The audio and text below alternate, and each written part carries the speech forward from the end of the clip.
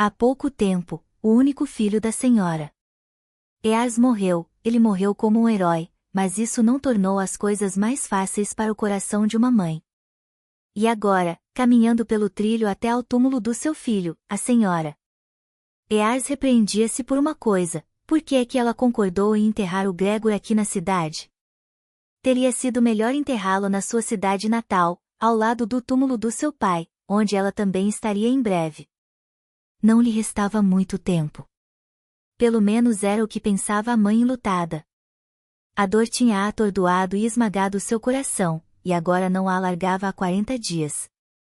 Sim, hoje fazia 40 dias que Gregor tinha falecido. Quando se tratou da questão do enterro, a senhora Rush concordou com a sugestão do seu amigo Fred, deixar o Gregor descansar no cemitério da cidade. A sua família estava aqui, a sua mulher. Mas eles nunca tiveram filhos com o Gregor. A Ritter era uma mulher bonita, inteligente e de família rica. A senhora Ears pensava que o seu filho e a sua mulher eram almas gêmeas. Só no funeral é que ela percebeu como estava errada. A Ritter, que estava francamente aborrecida no funeral do marido, nem sequer derramou uma lágrima. Se não fosse pelo seu traje de luto, ninguém acreditaria que ela tinha ficado viúva. A Ritter estava praticamente a bocejar, era claro que a cerimônia era apenas um fardo para ela. Ela nem sequer beijou o marido em despedida nem ficou para a cerimônia fúnebre.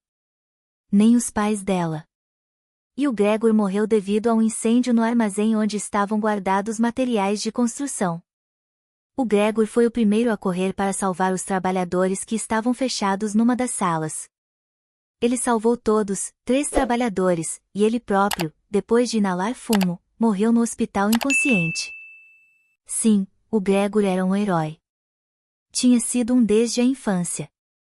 A senhora Ears caminha lentamente pelo trilho, lembrando-se de como o seu filho salvava e curava toda a gente, desde gatos e cães a pombos.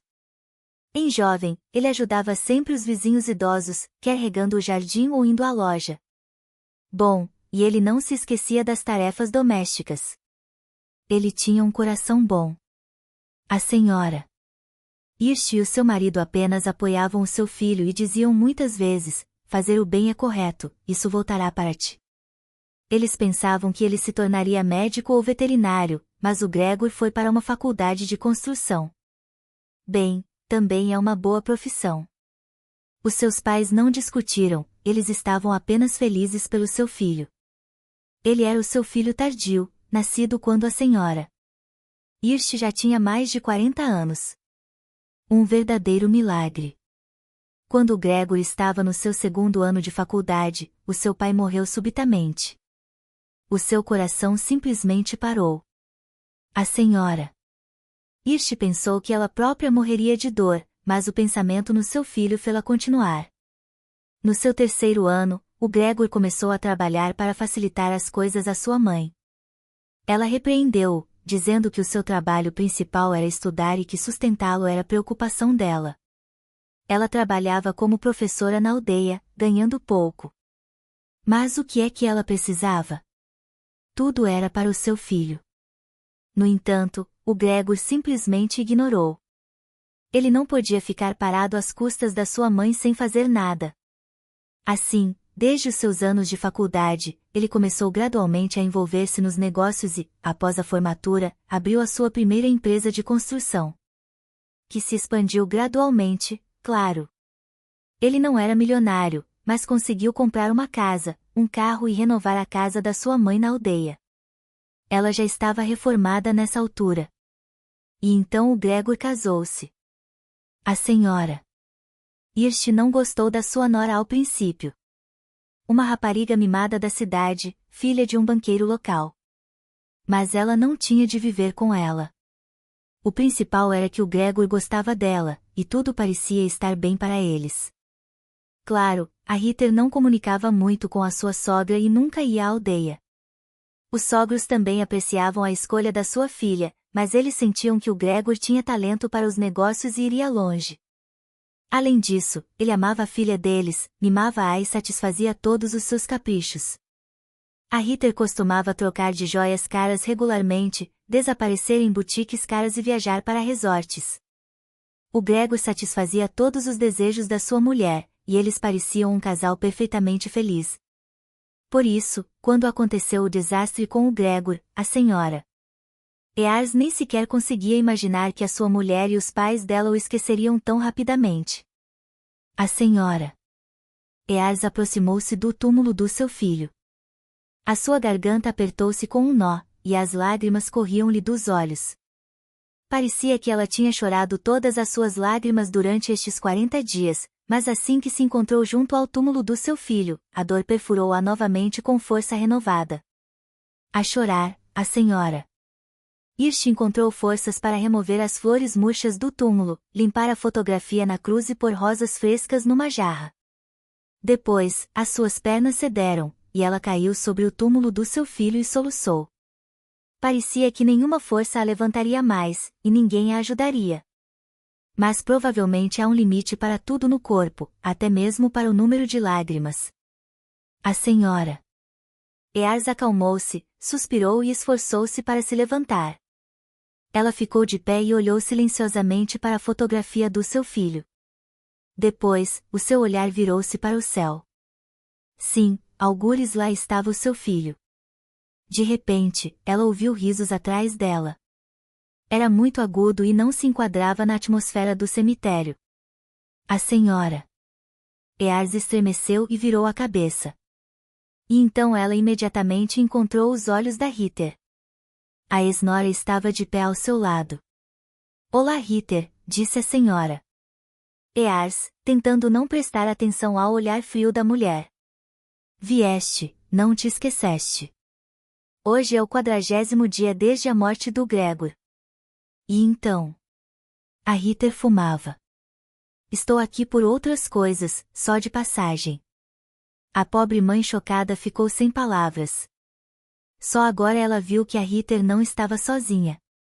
Um homem num fato caro estava ao lado dela. Ele claramente sussurrou algo divertido à sua companheira. Havia um meio sorriso no seu rosto agora, e a Ritter também estava a sorrir. E toda esta cena feia e inacreditável estava ao lado do túmulo do seu marido, 40 dias após o seu enterro. Querida, vamos, disse o companheiro da Ritter. Vou só pôr umas flores no túmulo da minha avó, é o aniversário dela hoje.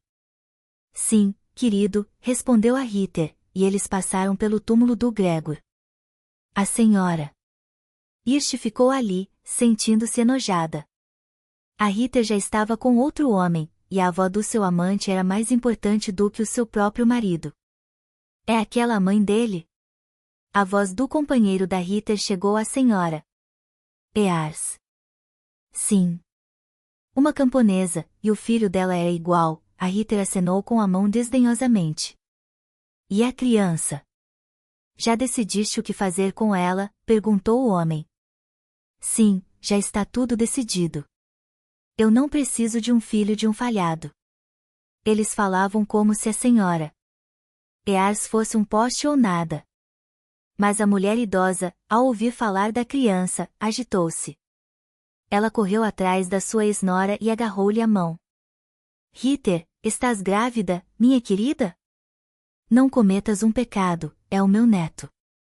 A única coisa que resta do Gregor. Ela disse, preocupada e olhando nos olhos da sua nora. Mas o rosto bonito da Ritter estava distorcido por um sorriso sarcástico. Ela puxou abruptamente as suas mãos da mão da senhora Ears e disse com raiva, que criança! És uma velha louca. Perdeste completamente a cabeça? Mas tu acabaste de dizer. A senhora Ears estava perplexa. Segue o meu conselho, não ouças as conversas dos outros, exaltou-se a Ritter. Camponesa estúpida. Achas que eu daria à luz um filho do teu filho falhado? Para que é que eu precisaria disso? Ele não só morreu, como a empresa dele também faliu. Como assim faliu? Tudo estava a correr bem para ele. Sim, estava a correr bem, desdenhou a Ritter, mas só por um tempo. Recentemente ele endividou-se até ao pescoço. É isso, vai-te embora. e a Ritter, pegando na mão do seu companheiro, bateu com os saltos no trilho. A senhora Irst voltou ao túmulo do seu filho e caiu de joelhos. É mesmo verdade, meu filho? Eu não percebo, sussurrou ela. A pobre mãe olhou para o céu, tão puro e azul. Parece que sob um céu assim não poderia haver maldade, dor, perda ou engano. Mas, na realidade, estava tudo lá.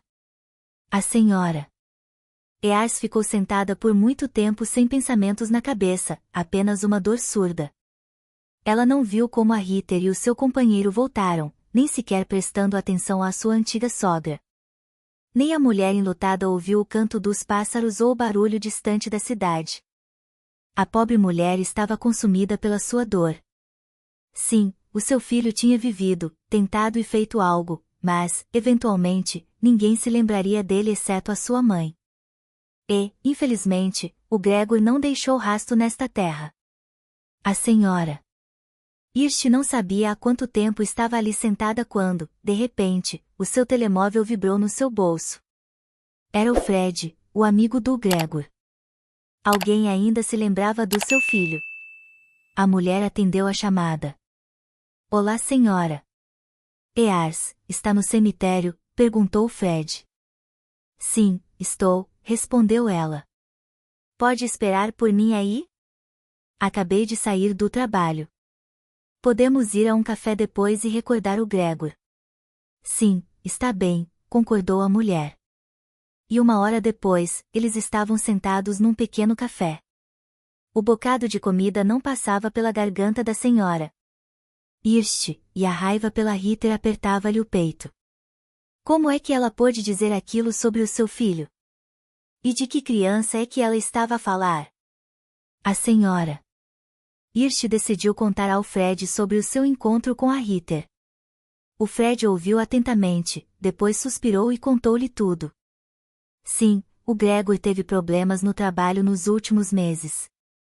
Os fornecedores tinham lhes dado materiais de qualidade inferior, depois houve um defeito grave durante a construção, e as investigações tinham começado. O Gregor estava no limite da sua força mental e emocional. O seu sogro banqueiro podia ter ajudado, mas recusou, tudo porque a Ritter e o Gregor estavam a caminho do divórcio. Durante 3 meses, ela andava a trair o marido com um filho jovem e promissor de um amigo do seu pai. Meu pobre filho, sussurrou a senhora Ears. Por que é que ele não me disse nada? Ele estava relutante, o Fred suspirou e ficou em silêncio, claramente não se atrevendo a dizer mais nada. E a criança, lembrou-se a mulher. A Ritter falou sobre uma criança. E então o Fred percebeu que já tinha contado uma coisa, por isso tinha de contar a outra. O Gregor há muito que queria um filho, mas a Ritter era contra. Ela não queria estragar a sua silhueta. Mas um dia, antes de a relação familiar se deteriorar completamente, ela concordou com o Gregor, se ela não queria dar à luz, eles usariam os serviços de uma mãe de aluguer. O Gregor pagou todas as despesas, e em breve foi encontrada uma jovem que concordou em gerar o filho deles. No início, tudo estava bem, mas depois começaram os problemas na empresa. As finanças pioraram, e a Ritter começou a traí-lo. O Gregor não se importava, ele só queria ser pai, acontecesse o que acontecesse. O que aconteceu a essa mulher? Perguntou a senhora Irst, empalidecendo, esperando ouvir o pior. Não se preocupe tanto, apressou-se o Fred a tranquilizá-la. Tanto quanto eu sei, ela ainda deve estar grávida, a menos que... A menos que quê? A menos que a Ritter tenha exigido livrar-se dela a qualquer momento, como ela tem todo o direito pelo contrato. Honestamente, eu pensei que ela já o tinha feito. Eu não interferi no assunto, e não lhe disse nada ao início porque pensei que era apenas um assunto do Gregor e da Ritter. Que horror, soluçou a mulher. Fred, ajuda-me a encontrá-la. Talvez não seja tarde demais. Tu conheces-la, não conheces? Eu vi algumas vezes quando o Gregor a levou à clínica. Só sei que ela é de um orfanato. O nome dela é Jennifer, e ela já tem uma filha. O Fred pensou por um momento, depois acenou com a cabeça em concordância, dizendo, eu vou encontrá-la, eu prometo. No dia seguinte, o Fred conseguiu obter uma resposta do Centro de Planeamento Familiar, por uma taxa generosa. Descobriu-se que a Heather tinha exigido que a mãe de aluguer fizesse um aborto aos 6 meses de gravidez. O centro recusou o seu pedido, mas prometeu dar a criança para adoção imediatamente após o nascimento. No entanto, a mãe de aluguer desapareceu subitamente. Ela mudou-se do seu apartamento alugado, o seu telemóvel estava desligado, e ela não estava na sua morada de casa. A Heather cancelou o contrato. Encontrar a Jennifer parecia impossível, mas o Fred, sentindo-se culpado para com o seu amigo falecido, conseguiu fazê-lo. Ele usou antigos contactos na polícia e até teve de contratar um detetive. E assim, a senhora Ears recebeu a tão desejada morada. Descobriu-se que a Jennifer se tinha mudado para os subúrbios e se instalado com uma amiga do orfanato. Ela fugiu da Heather porque o que a viúva do Gregor exigia era impensável. Para a sorte da Jennifer, a Heather não se deu ao trabalho de a procurar, decidindo que cancelar o contrato a libertava das obrigações e do inconveniente de uma criança indesejada. E agora, a senhora Ears encontrava-se em frente a uma casa pequena e arrumada, hesitando em entrar. Finalmente, ela puxou o trinco do portão e entrou no pátio. A primeira coisa que ela viu foi uma menina de 5 anos sentada junto ao canteiro de flores, desenhando algo no chão com um pau. Olá, quem procuras? Perguntou a menina curiosamente. Eu acho que... A tua mãe, gaguejou a mulher idosa. Só um momento, a menina assentiu compreensivamente e correu para dentro de casa. Em breve, uma mulher alta e esguia apareceu na varanda, sem qualquer indício de gravidez. O coração da senhora Ears afundou-se. Teria a Jennifer se livrado da criança, afinal? És a Jennifer? Perguntou a senhora Hirst, com a voz a tremer. Não, a mulher olhou para a visitante com desconfiança. Por que precisas dela? Ansiosa, a senhora Ears explicou. A dona da casa ouviu, depois disse que a Jennifer tinha ido ao mercado. A resposta surpreendeu a velha senhora. Ao mercado? No 9º mês? Não posso convidá-la a entrar em casa, disse a anfitriã. Não está arrumado aqui. Mas pode esperar por ela no banco. A senhora Hirsch assentiu obedientemente, saiu e sentou-se no banco. Várias vezes, ela notou a menina correr até a vedação e, ao vê-la, a correr para dentro de casa, aparentemente relatando que ela ainda não tinha saído. Em breve, ao fundo da rua, a senhora Hurst viu uma mulher grávida. Ela mal conseguia andar, segurando um pacote volumoso e aparentemente pesado numa mão, e a outra mão segurava firmemente a mão de uma menina da mesma idade daquela que estava a correr no quintal. A mulher grávida aproximou-se da casa. És a Jennifer? A senhora Hirst correu até ela.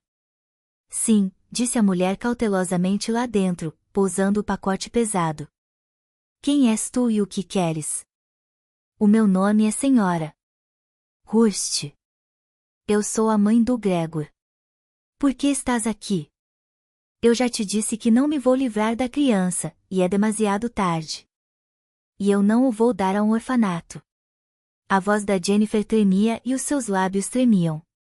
Minha querida, o que estás a dizer? És tão inteligente. É bom que não tenhas ouvido a Heather. A senhora Ears também estava nervosa, mal contendo as lágrimas. Eu não sabia de nada. Mal consegui encontrar-te.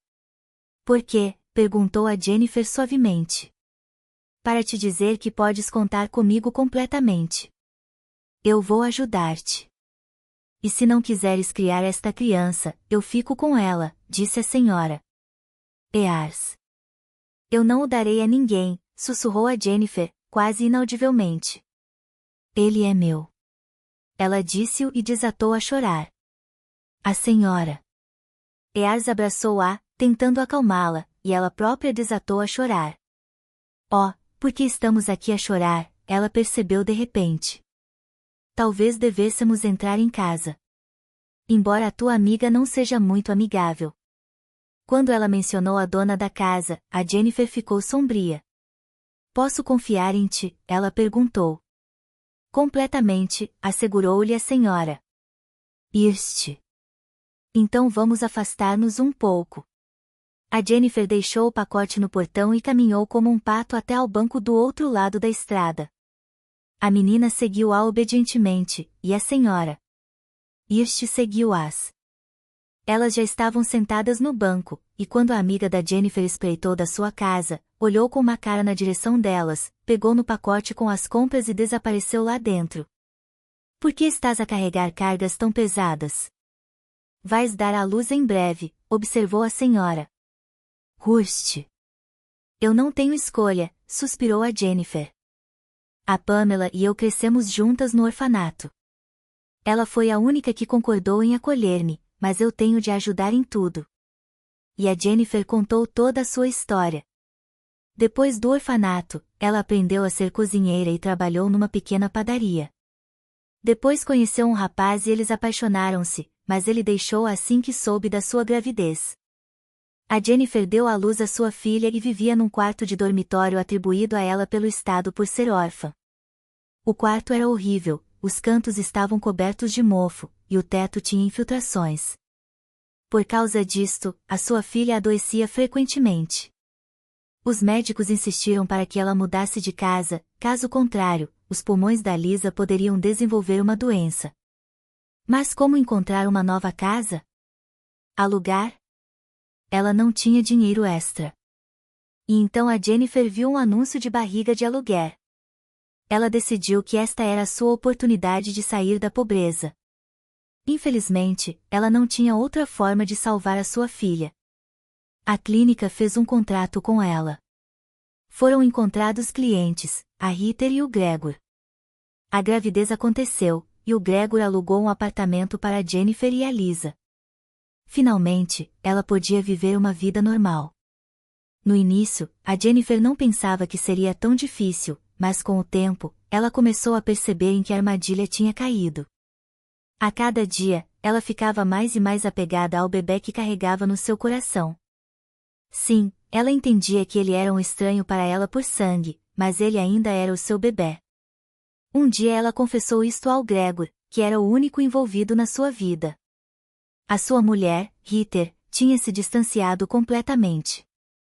E então o Gregor confessou que ele e a sua mulher se estavam a divorciar. Ele prometeu que não a separaria da criança.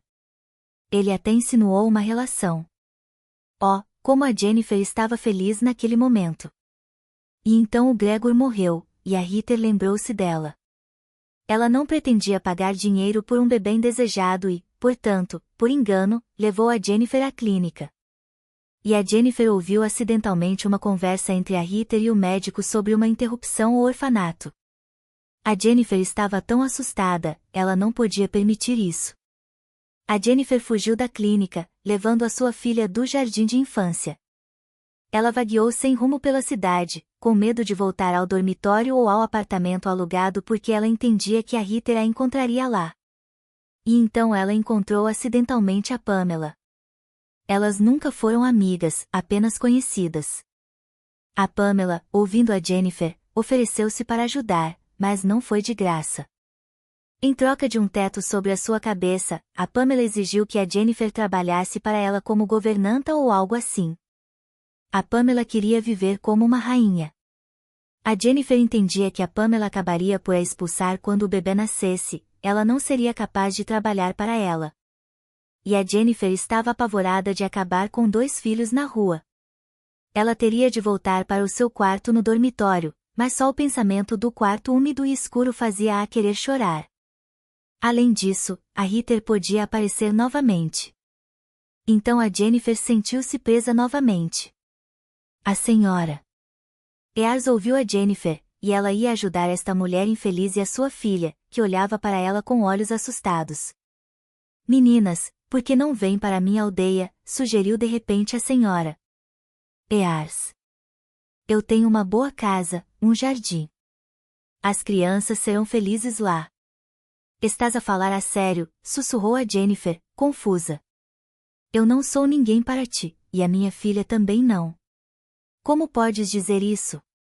A senhora Irst sorriu. Tu és a mãe do meu neto ou neta? Terás um neto. Bem, aí está. O meu neto. Isso significa que és minha família. E a Lisa será minha neta. Nesse mesmo dia, a Jennifer, a Lisa e a senhora Ears partiram para a aldeia. Em breve, o neto da senhora Ears nasceu na maternidade regional. Agora a mulher idosa tinha alguém por quem viver. E ela está disposta a esperar pelo menos mais 20 anos antes de ir para o outro lado.